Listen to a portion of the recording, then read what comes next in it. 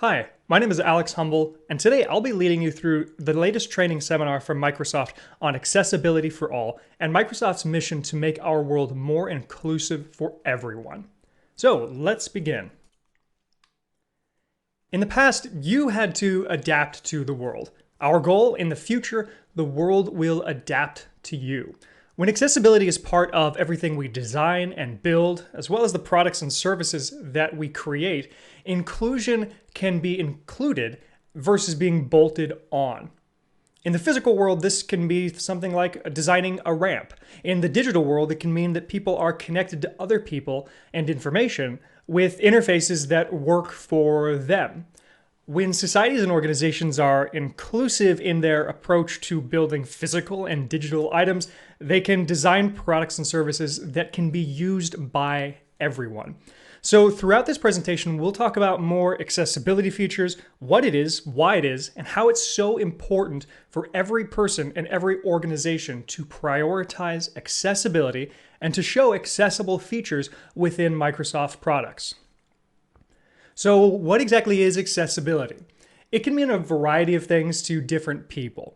When some people think of accessibility, they think of designing buildings and structures with accessibility in my mind. That's what I thought when I heard the term accessibility. But others are concerned with making sure that they're following accessible design standards. It can be how people access the cloud or how they consume or read content. Accessibility technology can be powered by AI, and it can empower people in their daily lives and help them gain confidence and independence out in the physical world. In a diverse classroom, inclusive education tools give students more personalized access to their curriculum and improve learning outcomes. And in the workplace, it can be about striving to build a culture of inclusion. So it's embedded into the fabric of everything the organization does. So you can see accessibility really touches every part of our daily lives. That's because accessibility should be a human imperative. There are over 1 billion people in the world who have disabilities, and many of them, they can't fully participate in our economies or our societies. And that's why accessibility is a real key feature in Microsoft technology. Accessible technology can allow over 1 billion people to fully participate. At Microsoft, we really are passionate about creating products and services that are accessible for everyone, including people with disabilities. Our mission to empower every person and organization on the planet to achieve more doesn't just begin and end with the products that we create. It extends to the people we hire, to our marketing, to communications, to standards to which we hold our partners and vendors, and to our workplace. So once we recognize this, there really are no limits to what people can achieve when technology reflects the diversity of those who use it. Building accessibility into everything we do helps empower everyone to achieve more. So let's look at how our products that you may use, demo, or sell every single day empowers people to do the things that they love at work, at school, and in life. So we aim to build technologies that empower everyone to unlock their full potential wherever they are. We focus on these categories: vision, hearing, neurodiversity, learning, mobility, and mental health. First, let's start a discussion off with accessibility in the workplace. Technology is transforming our lives in new ways every single day. The challenge and the goal is to help foster that digital transformation and make sure it lives up to the promise of being useful and accessible by all. So our organization designs tools that helps to engage customers, to optimize operations, to empower employees and employers, as well as transform products themselves. So how do we do that? Well, with products like Microsoft Teams, which includes a screen reader and real-time subtitles and translations of text and voice, much like you're seeing here on the bottom of this screen. Things like built-in captions and subtitles in PowerPoint, which can make it easier for those to read if they're having difficulty hearing a conversation. Ease of access settings, which are built right into every Windows 10 PC, helps make PCs more accessible and make accessibility easier to find, discover, learn, and use on their device. Accessibility checker. If you've ever wondered whether or not a document or a program that you're creating is accessible, well, the accessibility checker can actually run in the background and ensure your Word, PowerPoint, and Excel documents are accessible by others.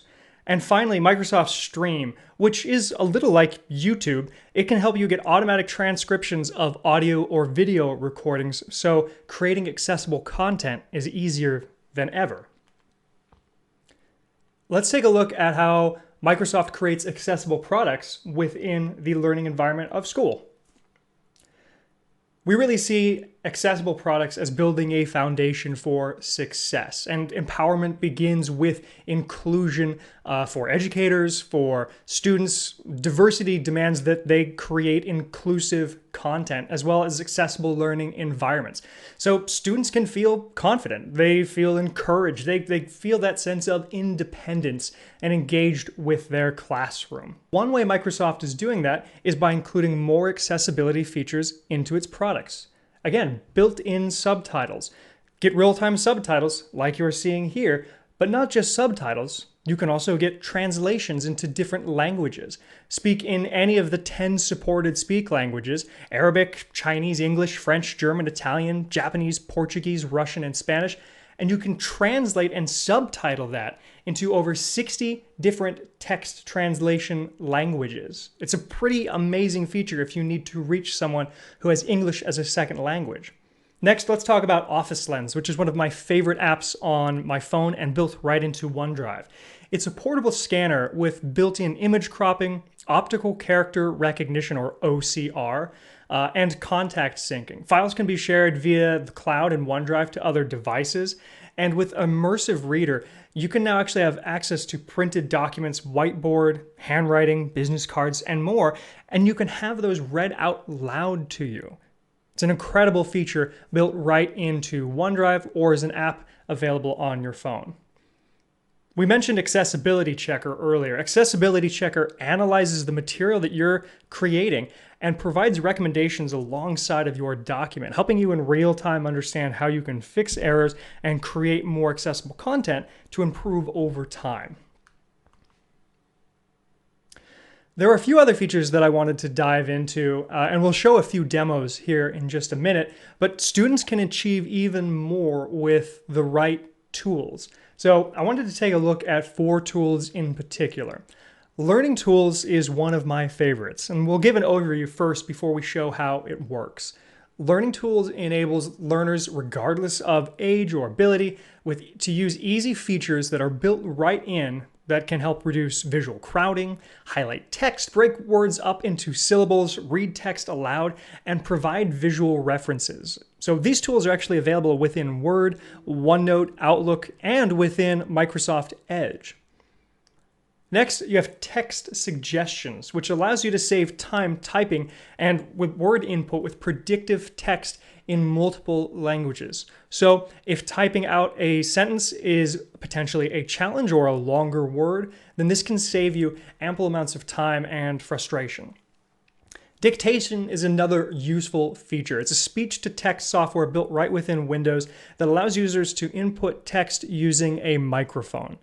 If you have a vision disability, you can simply speak into the microphone and the software will actually record what you're saying without needing to type on any keys. And finally, Editor. Editor is built right into Word, PowerPoint, OneNote, and Excel, and it provides advanced proofing and editing services, all powered by AI and machine learning. So it understands natural language mixed with input from crowdsourcing and our own team of dedicated linguists, which make it easier to improve your writing. This is a great feature that we could all take advantage of. To round out this presentation, let's take a look at how Microsoft creates products that are accessible for our modern life category. So let's start off with the Xbox Adaptive Controller. This controller is designed to meet the needs of gamers with limited mobility. The Xbox Adaptive Controller It really becomes that unified hub for devices that can make gaming more accessible. So to learn more, let's watch a quick video as to how the Xbox Adaptive Controller is helping veterans.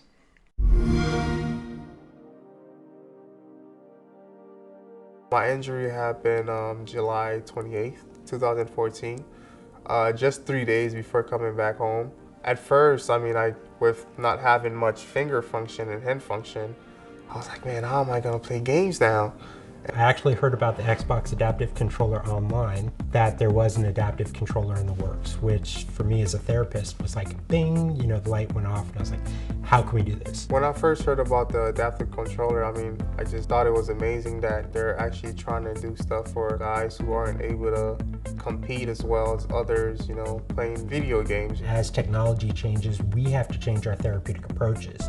The video gaming, which has been great because it offers such versatility. I mean, we can assign therapeutic value to any game. Fine motor skill development, gross motor skill development. We're looking at decision-making skills and use the games or manipulate the games into their treatment plan. You know, it's that social aspect of being able to connect with folks in a virtual world, kind of bring you back to reality. When you're on active duty and you're moving around and you're searching houses, you get keyed up. Your adrenaline is rushing. It is a lifestyle. They finish their job and they want to go meet up with their friends online. And if you are a gamer prior to entering the military, you're still going to be a gamer once you get into the military. One of the patients, his brother had been visiting too. With the co-pilot attachment, I set them up, and he says the first time in 3 years that he'd been able to game with his brother. I think once this gets out, more and more people with disabilities, you know, are going to want to get into gaming just because they see, you know, anybody and everybody can do it. It's not just for those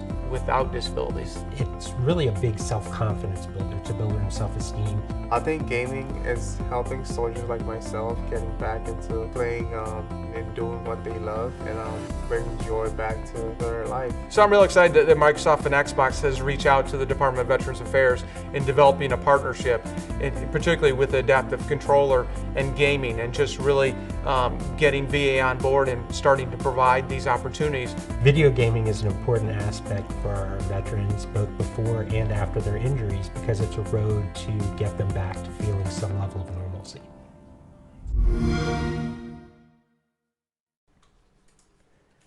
The Xbox Adaptive Controller lets you plug in all sorts of peripherals from a variety of different companies to play your favorite games. Using the Adaptive Controller, you can use Co-Pilot, which is a great way for anyone to participate and enjoy the game together. You can play the game with a friend or family. And accessibility is not just in the design of the controller, but also the gaming mode. So let's take a look at how this controller can be used with our CEO, Satya Nadella. I'm here with Sean Mary Hugh from our accessibility team to talk about inclusive gaming, and in particular the new Xbox Adaptive Controller and what it could mean for anyone with limited mobility to be able to play the games they love and play with the friends they have around gaming. So Sean, you want to get us started? Absolutely. So I've been really excited about the Xbox Adaptive Controller. Used as a wheelchair. It's a cool device that lets you plug in all sorts of different peripherals, from this really lightweight joystick. That's very cool. That I can Pretty hold light. for long periods of time. Yeah. To things like this tiny little button that take very little force to activate. Got it. Yeah, that's awesome. And so all of this is kind of about building a device that people can make their own, create a custom setup that really works well for them. Got it. And so how do we use all of this to play a game? Sure. So I have Sea of Thieves set up, so I thought we could play that. All right. Should I pick up this controller? Sure, and I'll kind of walk you through what my setup is like too. Got it. So I have this lightweight joystick, so this is how I move around, and I can, once I'm steering the ship, I can move it using that as well. The screen image moves. So I have this tiny little button set up as my shift function. So as I hold this, I can then look around using that same joystick. Ah, great. And then how do I participate? Sure. So we're using Co-Pilot. We're basically using two controllers to control the same character. Right. So at any time you can kind of jump in. So I can jump control. in and you can be co-piloting with me. And that's a great way for anyone to start getting familiar with the controls, participate and enjoy the game, even if they, one, don't have all of the understanding of the game, but in particular with any limited mobility, you have someone else helping them throughout. Absolutely. Yeah. And so what I love about it is even for someone who can maybe only press a few buttons, right, they can game with a friend and family and it makes it a lot of fun. Got it. So it's just not only the adaptive controller and all of these other peripherals, but it's even the mode, essentially the co-pilot mode, that makes Xbox a much more inclusive platform for people with limited mobility. Absolutely. A cardboard box. I know one of the things that you have is this new packaging. You want to tell us a little bit about the adaptive controller's packaging itself? So the packaging, which I've been really excited about, is probably the first packaging out there that's designed from the ground up for someone with limited mobility. So it has loops on the packaging that make it really easy to open. So I'm going to go ahead and open this one up. He tugs on the loop with one finger. Just cool. So again, I have loops that kind of tear the tape on the device too. Yeah. Wow. So it just sets a complete new bar even for how one should design packaging with inclusiveness as top-of-mind design criteria. That's fantastic. So how does anyone go learn more about all of these peripherals, and how do they get started? Yeah, so the device is available today, aka.ms/Xbox Adaptive Controller. The community has already rallied around it and created such cool setups. So I'm really excited to see what else is to come with what people create, with some of the attachments and things like that. Thank you so much, Sean. So how can we demo accessibility features within Microsoft products in store? It seems like a lofty goal, something that might be difficult to do. Well, if you've learned anything from this presentation, you know that Microsoft is committed to creating accessible products that are accessible. So we want to show you how you can create demo experiences for those who are interested or may need those features. Over the next couple of weeks, you'll see more and more videos from our trainers here at Microsoft demonstrating how you can perform accessibility demos within our Microsoft 365 suite of products. For today, I'll go over some of my favorite features, and we'll follow up more later. Starting with live captions, and you've seen me use live captions here right now. Live captions displays live. I'm not going back and adding these later. It can recognize up to 10 spoken languages. The captions show built in, and they can be even translated from English, if that's what you're speaking, to, for instance, Spanish. That way, if you're presenting to a diverse group, everyone can understand.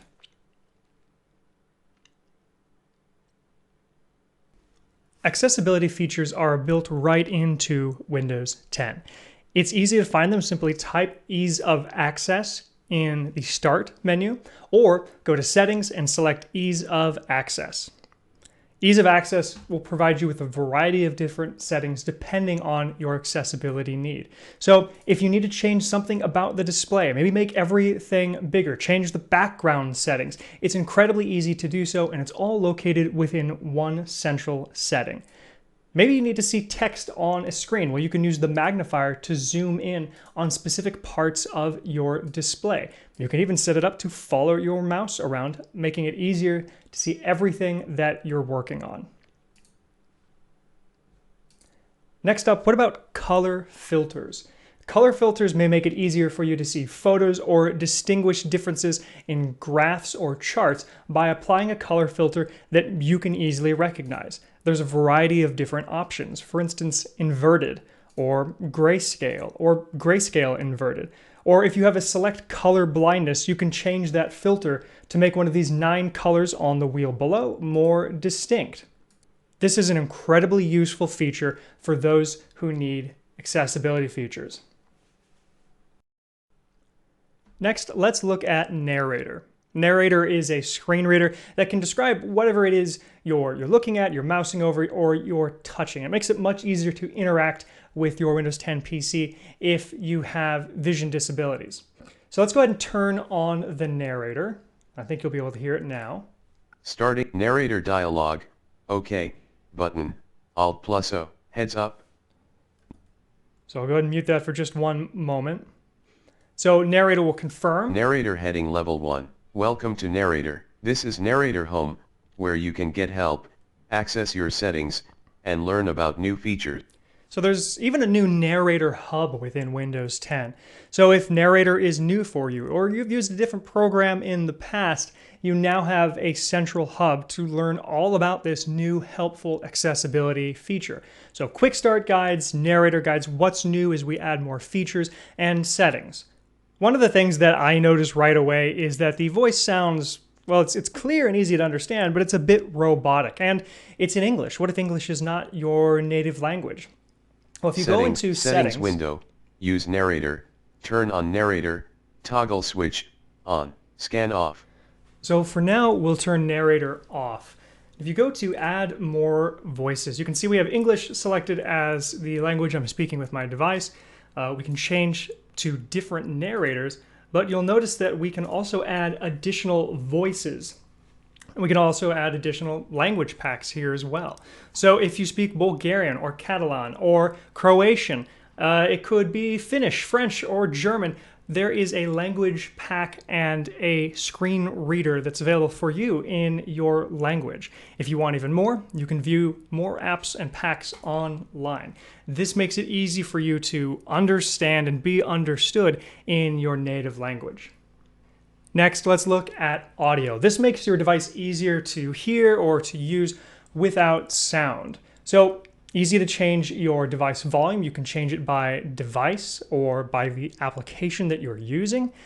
You can even turn mono audio off. So if you're only hearing out of the right side, your right ear, well then you would want to be able to combine those two channels into one so you can catch everything that's going on. Maybe you want to see the audio alerts visually, or you're able to do that here by turning on visual alerts for different windows depending on how you're using them. We can continue with closed captions, so you can make your device even easier to use without sound by displaying audio as text. It will automatically display over videos, and you can change the transparency, the style, even the caption size. And finally, let's look at one of the most impressive features within accessibility, and that's the ability to control your PC simply with your eyes. Now, I don't have it set up here, so let's go ahead and watch a quick video that can show you how important and life-changing eye tracking and control can be. I'm here with John Campbell from the Microsoft Enable team. And John, today we're going to talk about eye control and what's coming next. You want to tell us a little bit about it? So people living with ALS, they lose their ability to move, but they can still use their eyes. So Steve Gleason contacted Microsoft and was asking us how can he use his Surface device with an eye tracker and software and hardware in order to use it better, to communicate more naturally with his wife, and to be able to move his wheelchair independently. That's right. Since that time, the work has evolved, and so in cooperation with the Windows team, we created eye control for Windows to allow people to use an eye tracking interface to control their Windows device. Yeah, no, that's just amazing. I mean, what it has done for anyone with ALS to be able to, in fact, communicate using eye control has been fantastic to see. And so now you're enhancing it in some way? Absolutely, yeah. So at Build this year, we announced our eye control APIs, which allow any developer to harness the power of eye control for their own applications to add accessibility for eye tracking. Very cool. So they can start building apps that enhance or just incorporate eye control in the app. Yes, and so one example of that is iDrive. So it's an open source initiative that we created to allow you to do basically a virtual joystick with your eyes. So you can control things like an RC car or even a wheelchair. Oh, wow. So you want to show us that? Absolutely. Okay. He sits on a wheelchair with a Surface tablet. So in this research prototype, we use an eye tracker connected to a Surface device. Got it. So basically now you're just gazing where you want to go. And so this app is just basically a surface with this app is what's moving the wheelchair. That's correct. Yep. I just look where I want to go, and it sees where my eyes... And so how do you go back? Oh, yeah, I see it. I just look down. A down arrow lights up. So it's basically just like a virtual joystick. Yeah. That's very, very cool. So this is, a developer can just write this using the eye control APIs. Absolutely, yeah. It's very straightforward. And this remote control car, same thing? We worked with Team Gleason in order to create an eye-controlled RC car. And the basic idea is just, how do you have fun with your loved ones, even though you can only use your eyes to control your world around you? We also worked with an individual who was a former musician, and we made it so he could control a drum kit with his eyes. Wow. I think we're only just tapping the potential for what can be done. Obviously, accessibility is a good entry point, but I think there's a lot of universal applications as well. That's right. I mean, that's kind of one of the things that I think developers can really start thinking about, which is the universal design and these capabilities not only, in fact, bring more people to participate in our society and our economy, but it also can enhance the experiences for everyone. So where do people go to get started? Yeah, so for more information on eye control for Windows, as well as the eye control APIs, you can go to aka.ms/eyecontrolapi. Thank you so much, John. Thank you. It's such a pleasure. So that was a look at what Microsoft is doing currently in our products and services, some of the incredible accessibility features that are built right into our products and design. But what are we doing in the future? Well, in the short-term future, we're releasing more videos that show how to demo these products and services in-store or through software. Think back to the beginning of this seminar. I mentioned that Microsoft is passionate about creating products and services that are accessible for everyone, including people with disabilities. Microsoft's mission is to empower every person and every organization on the planet to achieve more. And that doesn't just begin and end with the products we create. That extends to everything that we do. So I hope through this presentation, this seminar, you're able to see why it's so important that accessibility drives what we do, creating accessible products and bringing accessibility into everything that we do and we showcase. And I hope that you're able to take some of these demos, some of these features, maybe some of these stories, and help empower you to show even more while you're in store. Thanks very much for taking this course. And let's go ahead and end with a video on how accessibility drives innovation in us all. This is the greatest time in human history to be blind. Education is all about communication. So you have to level the communication field and then the learning occurs. Today, I'm going to show you how to set up eye control, an application of Windows that allows you to control a mouse, keyboard, and text-to-speech experience using only your eyes. It was great telling me all the different shops as I passed, which is lovely. And the different street names as well. Quite often I don't know which street's which. Approaching intersection. Battery goes right. It's an example of Microsoft taking a leap forward using some of our research and our ability to innovate. I found the trash can. Artificial intelligence is beginning to have an impact on the lives of people with disabilities, but it's only going to grow. There is still so much out there to be done. By having people with disabilities in the fabric of our company, we're going to be building better services, websites, anything that we do will work across the spectrum of being human. I feel like I get to have a pretty significant impact on Microsoft.